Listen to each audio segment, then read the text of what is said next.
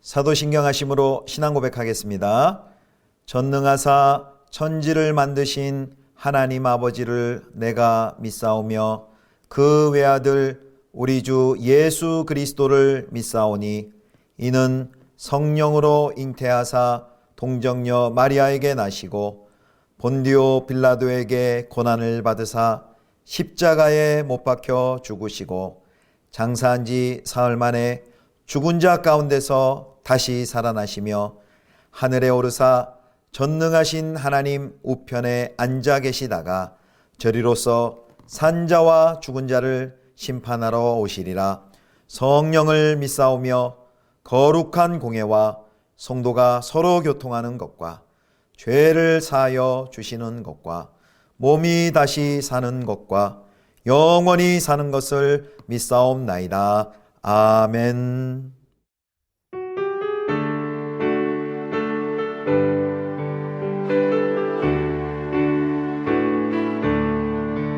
예수가 함께 계시니 시험이 오나 겁없네. 기쁨의 근원 되시는 예수를 위해 삽시다.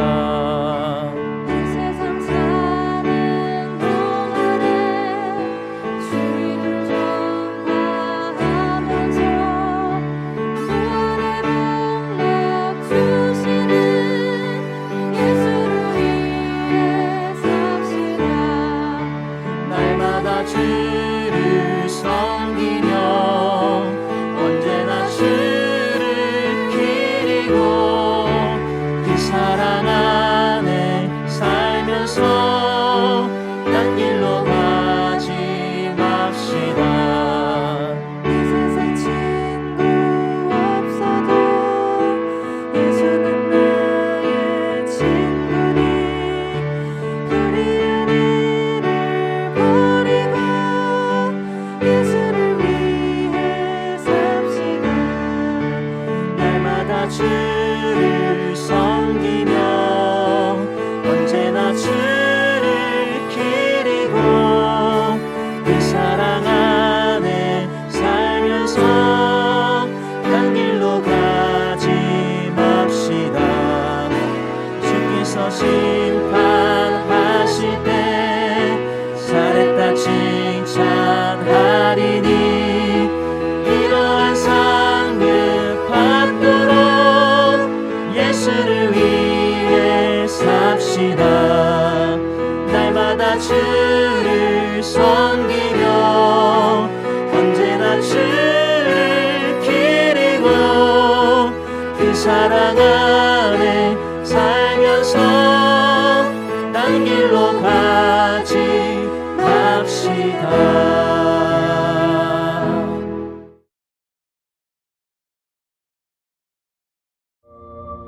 아내들이여 자기 남편에게 복종하기를 죽게 하듯하라. 이는 남편이 아내의 머리됨이 그리스도께서 교회의 머리됨과 같음이니 그가 바로 몸의 구주시니라. 그러므로 교회가 그리스도에게 하듯 아내들도 범사에 자기 남편에게 복종할지니라. 남편들아 아내 사랑하기를 그리스도께서 교회를 사랑하시고 그 교회를 위하여 자신을 주심같이 하라. 이는 곧 물로 씻어 말씀으로 깨끗하게 하사 거룩하게 하시고 자기 앞에 영광스러운 교회로 세우사 티나 주름 잡힌 것이나 이런 것들이 없이 거룩하고 흠이 없게 하려 하심이라. 이와 같이 남편들도 자기 아내 사랑하기를 자기 자신과 같이 할지니 자기 아내를 사랑하는 자는 자기를 사랑하는 것이라. 누구든지 언제나 자기 육체를 미워하지 않고 오직 양육하여 보호하기를 그리스도께서 교회에게 함과 같이 하나니 우리는 그 몸의 지체입니다. 그러므로 사람이 부모를 떠나 그의 아내와 합하여 그 둘이 한 육체가 될지니 이 비밀이 크도다. 나는 그리스도와 교회에 대하여 말하노라. 그러나 너희도 각각 자기의 아내 사랑하기를 자신같이 하고 아내도 자기 남편을 존경하라. 성도 여러분, 좋은 아침입니다. 하나님의 은혜와 평강이 가득히 넘치는 하루 되시기를 축복합니다. 오늘은 에베소서 5장 22절에서 33절까지의 말씀으로 그 여자가 바라는 사랑, 그 남자가 원하는 존경이란 제목으로 함께 말씀 보겠습니다. 오늘 본문은 바울이 그리스도의 몸이자 성령의 공동체인 교회 안에서 성도들이 상호 복종함으로 하나됨을 이루기를 명령하죠. 그게 이제 어제 5장 21절 말씀입니다. 21절 잠깐 볼까요? 그리스도를 경외함으로 피차 복종하라 그랬습니다. 그리스도를 경외함으로 피차 복종하라. 이건 이제 상호 복종, 피차 복종을 이제 세 가지의 관계를 통해 구체하는데요. 이제 세 가지 관계란 남편과 아내, 부부 간의 관계고요. 그 다음에 부모와 자녀와의 관계, 그 다음에 상관과 종의 관계입니다. 종과 상전의 관계. 그래서 이제 오늘 본문에서는 부부와의 관계 첫 번째로 등장을 합니다. 오늘 본문은 이제 건강한 부부 관계를 위한 윤리적인 교훈이 아니라 바로 그리스도와 교회의 관계에서 비롯된 이제 상호 신실한 의무와 책임을 설명을 합니다. 자, 이제 오늘은 이제 크게 세 단락으로 나눌 텐데 첫 번째는 이제 남편을 향한 이제 아내의 복종입니다. 이제 아내들에게 이야기합니다. 자, 22절부터 24절인데요. 먼저 22, 23절 두 절을 보겠습니다. 아내들이여 자기 남편에게 복종하기를 주께 하듯 하라. 이는 남편이 아내의 머리됨이 그리스도께서 교회의 머리됨과 같음이니 그가 바로 몸의 구주시니라. 아멘. 아내들에게 주는 명령이 뭡니까? 자기 남편에게 복종하기를 주께 하듯 하라 라고 말합니다. 이 복종이란 단어가 이제 현대인들에게 굉장히 귀에 거슬리는 단어이죠. 또 요즘 같은 시대에 또 여성들에게 복종하라 이런 용어가 굉장히 불편하게 들릴 수도 있습니다. 그런데 이 복종이라는 이 단어가 이제 사회적 통념이 폭력적인 힘을 통한 완전한 종속 이런 이제 의미로 많이 인식이 되기 때문에 불편하게 들릴 텐데 여기에서 말하는 에베소서에 말하는 그 복종은 세상이 요구하는 복종과는 같지 않습니다. 분명히 그리스도와 교회와의 관계에서 그 의미가 복종의 의미가 완전히 달라지는 것이죠. 그래서 이제 복종은 남편이 지배하고 또 아내는 굴복해야 되는 그것을 의미하지 않습니다. 방금 5장 21절에도 우리가 읽었지만 그리스도를 경외함으로 피차 복종하라. 이게 이제 큰 원리입니다. 성도 간에도 피차 상호 복종해야 됩니다. 그럼 그 성도 간의 상호 복종이 누구에게도 적용됩니까? 사실 아내와 남편 간에도 그 부부도 상호 복종해야 된다는 그 원리를 전제로 한 것이죠. 그래서 여기 이제 무조건 먼저 복종을 요구하는 것이 아니라 그리스도가 교회를 위해서 그리스도께서 교회를 위해서 그 행하신 일이 먼저 우선이 됩니다. 예수 그리스도께서 교회를 위해서 행하신 그 일이란 무엇입니까? 뭘 해주셨어요? 교회를 위해서 보호하시고 돌보시고 사랑해 주셨습니다. 그래서 그 그리스도께서 바로 교회에게 하듯이 아내들이 남편들에게 복종하도록 명령하는 것입니다. 그 그리스도께 교회가 하듯이 아내들이 남편에게 복종하도록 명령하는 것입니다. 자, 그렇다면 그것은 지배자요, 군림하는 남편이 아닙니다. 머리로서의 남편에 대한 복종인데요. 여기 또 머리됨에 대한 이해가 중요한데 머리됨이란 남성이 여성의 근원이란 의미도 아니고 또 여성이 열등하거나 그리고 남성 없이는 불완전한 존재다라는 의미도 아닙니다. 머리됨은 돌봄과 책임을 말합니다. 그래서 죽기까지 복종하셔서 교회를 책임지시는 그 예수님의 사랑을 뜻합니다. 그러므로 여기 머리로서의 남편이란 보호하고 그리고 돌보고 사랑하는 존재로서의 남편인 것이죠. 바로 그리스도께서 교회의 구주이신 것처럼 남편도 아내를 어려움에서 건져내고 또 사랑하고 보호한다는 측면에서 바로 그 머리됨이 되는 것이죠. 그래서 교회는 그리스도의 몸으로서 성장에 필요한 모든 자원을 머리가 되시는 그리스도께 교회는 공급을 받습니다. 교회는 헌신적으로 그리스도를 본받고 기뻐하면서 경외하는 삶을 살아야 합니다. 그것이 교회의 교회됨을 훼손하지 않듯이 남편을 향한 아내의 이 복종도 바로 아내와 여성됨을 훼손하지 않습니다. 그래서 23절을 보면 주님께서는 그 남편을 향한 복종을 아내들의 남편을 향한 복종을 바로 예수 그리스도 자신을 향한 복종으로 간주하실 것입니다. 그러므로 사랑하는 남편 여러분, 바로 돌봄과 사랑의 머리 노릇을 하는 남편의 역할을 잘 감당하시길 바랍니다. 돌봄과 사랑의 머리 노릇하는 그 지도력을 잘 발휘하시길 바랍니다. 또 반대로 또 아내 여러분, 돌봄과 사랑의 머리 노릇을 하는 그 남편에게 온전히 순종하고 또 존중하시기를 바랍니다. 자, 이렇게 남편을 향해서는 아내에게 복종할 것을, 순종할 것을 얘기했다면, 이제 25절부터 27절까지는 아내를 향해서 남편들에게 이야기를 합니다. 자, 25절 말씀입니다. 남편들아, 아내 사랑하기를 그리스도께서 교회를 사랑하시고 그 교회를 위하여 자신을 주신같이 하라. 여기 남편들에게 뭐라고 명령합니까? 아내를 사랑하라. 아내 사랑하기를 이라고 말하죠. 이 아내가 복종함으로 남편은 지배하라 이렇게 말씀하지 않았습니다. 교회를 위해 자기 생명을 내어주신 예수님처럼 아내를 사랑하라 라고 얘기합니다. 요 앞에 아내들에게 복종하라 하는 것을 아내들이 이거 이런 어떻게 이거 너무 과한 명령 아닙니까? 라고 말씀하실 수 있는데요. 사실 더 과한 것은 지금 남편들에게 한 이 명령이 더 과합니다. 남편들에게는 더 과도한 명령을 합니다. 왜냐하면 그리스도께서 교회를 사랑하듯이 남편이 아내를 사랑하라고 했기 때문입니다. 그렇다면 그리스도께서 교회를 도대체 어떻게 사랑하셨습니까? 교회가 사랑받을 만한 조건이 없어도 무조건적으로 사랑하셨죠. 그리고 교회의 머리신 그리스도께서는 교회에게 희생을 요구하기보다는 먼저 자신을 내어주시는 사랑으로 사랑을 했습니다. 그리고 마침내 자신의 생명을 주시기까지 그리스도께서는 교회를 사랑하셨습니다. 이것은 복종보다 더한 요구죠. 한마디로 아내를 위해 생명을 내놓기까지 사랑하라 라는 요구이죠. 사실 이런 요구는 로마 사회에서도 유래를 찾아볼 수 없는 아주 파격적인 요구입니다. 그리고 이제 본문에 오늘 남편들을 향한 그 명령의 길이만 봐도 아내들에게는 이제 3절, 세 절인데요. 남편들에게 대한 명령과 교훈이 훨씬 더 많은 것을 볼 수 있습니다. 아내를 위한 권면은 딱 3절인데 남편을 위한 권면은 무려 7절이나 됩니다. 당시 남편들의 의무와 책임이 아내들보다 훨씬 더 광범위하고 다양하다는 걸 보여주는 것이죠. 또 교회를 위해서 그리스도께서 그 일하심의 크기가 훨씬 크기 때문일 것입니다. 우리는 방금 이제 남편들을 향한 그리스도 명령, 아내들 향한 명령을 살펴봤는데요. 중요한 것은 서로가 남편들은 아내들이 남편들에게 복종하라고 하지 않았느냐, 또 아내들 남편에게 그리스도께서 사랑하실 때 사랑하지 않으시냐, 서로 이렇게 주장을 해서는 아니 된다는 것입니다.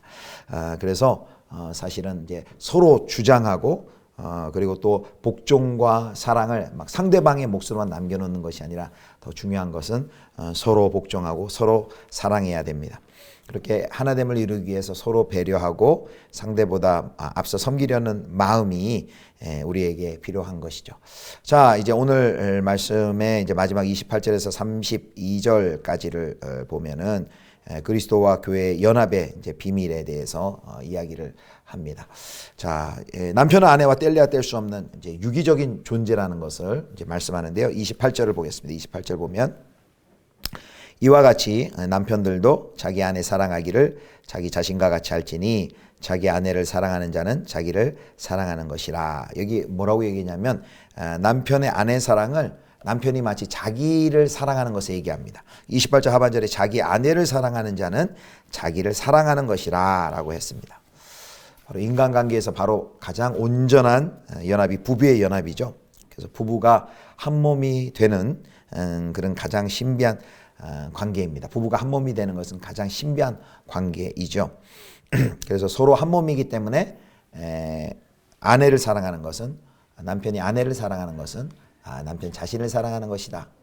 반대로 남편이 아내를 사랑하지 않는 것은, 그 사랑에 실패하는 것은 자기의 사랑에 실패하는 거고 자기를 미워하는 것이다. 이렇게 되는 것이죠. 그러면서 5장 31절 32절을 보겠습니다. 여기 유명한 창세기 말씀을 인용하죠. 그러므로 사람이 부모를 떠나 그의 아내와 합하여 그들이 한 육체가 될지니 이 비밀이 크도다. 나는 그리스도와 교회에 대하여 말하노라. 여기 31절은 창세기 2장 24절의 인용이죠. 자, 그리스도가 머리이고 교회가 몸인 것처럼 남편이 머리이고 바로 아내는 그의 몸입니다. 그래서 부부가 한 몸이 되었으니 바로 머리에 순종하고 또 몸을 사랑하는 것은 당연한 이치이죠. 바로 이 창조 때 선포되었던 창세기 2장 24절 이러므로 남자가 부모를 떠나 그의 아내와 합하여 둘이 한 몸을 이룰지로다 라는 그 창조 때 아담과 하와를 창조하시고 하나님께서 선포하셨던 그 하나님 아버지의 그 비밀의 경륜이 그리스도와 교회의 관계를 통해 드러난 것에 대해서 사도 바울이 놀라움을 금치 못하고 있습니다. 그래서 교회와 그리스도가 서로 뗄 수 없는 연합관계에 있듯이 바로 아내와 남편, 남편과 아내도 서로 별개로 생각할 수 없을 만큼 하나입니다. 그래서 부부의 연합을 통해서 우리는 바로 그리스도와 교회의 연합을 배우게 됩니다. 그래서 사도 바울이 여기 이제 32절에 이 비밀이 크도다라고 했을 때 이 비밀은 무엇입니까?